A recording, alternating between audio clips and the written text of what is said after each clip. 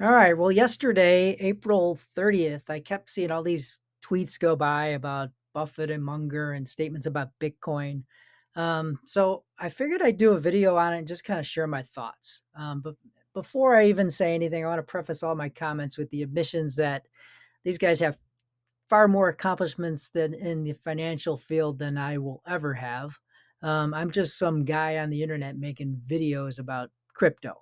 And I have a computer science degree. So you should probably be listening to them and not listening to a word that I'm going to say. But I'm going to just offer my thoughts and share them with you guys. So the statement that came out yesterday was that Warren Buffett said he would not buy all the Bitcoin that existed for $25. This was April 30th, 2022, which seems like very odd because he could just buy it and turn around and sell it and make billions.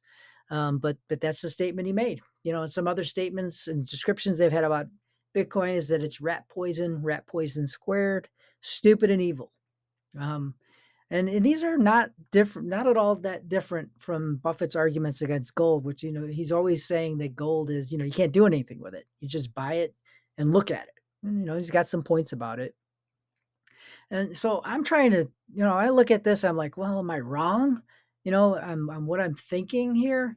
And, how could I possibly be right and maybe they're wrong?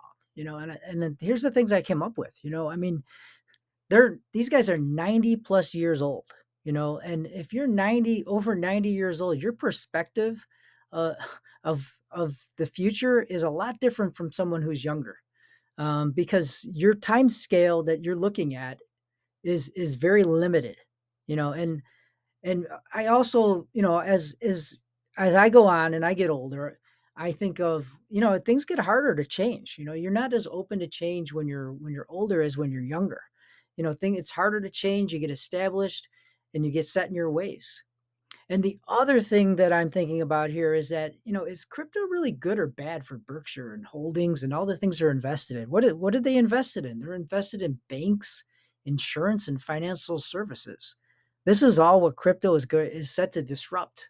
So it's very possible that the reason why they make these harsh statements is because they're really trying to protect the establishment.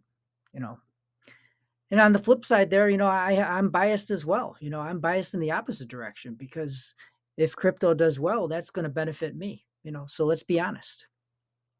The other thing I just wanted to mention was that just recently it was announced that there was an investment of Berkshire and Nubank, which is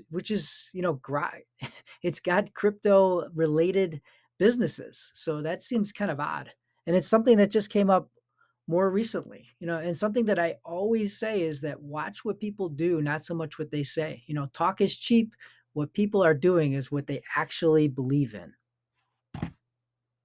A bit more on perspective. Really, how can two individuals look at the same exact thing and see the exact opposite? And here's just a few examples. Is it a 6 or is it a 9? Is it a W or is it an M? Is it 4 or is it 3? So let's address the statement Bitcoin doesn't do anything. So when I think of that and I try to think of a response, I guess I come up with tell that to the guy who's paying $30 to wire transfer $100 to his family. So that's an outrageous percent to have to pay to move money. Frankly, that's the rails and the system that we have right now. That is not in favor of the little guy. And tell it to the billions of people worldwide without access to a bank account. In the US, I think it's like 5%. So it's a pretty low figure of people that don't have access to a bank account. But worldwide, that percentage goes up significantly.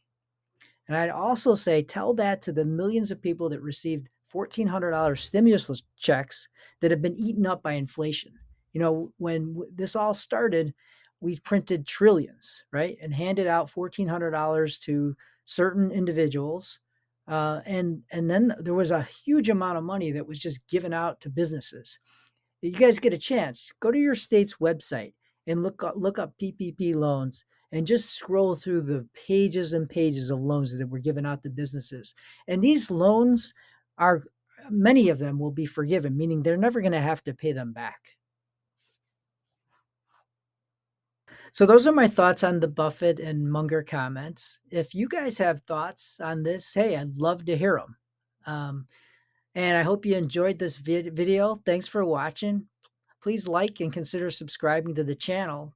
And if you have a question, hey, send it to me. Talk to you later, guys.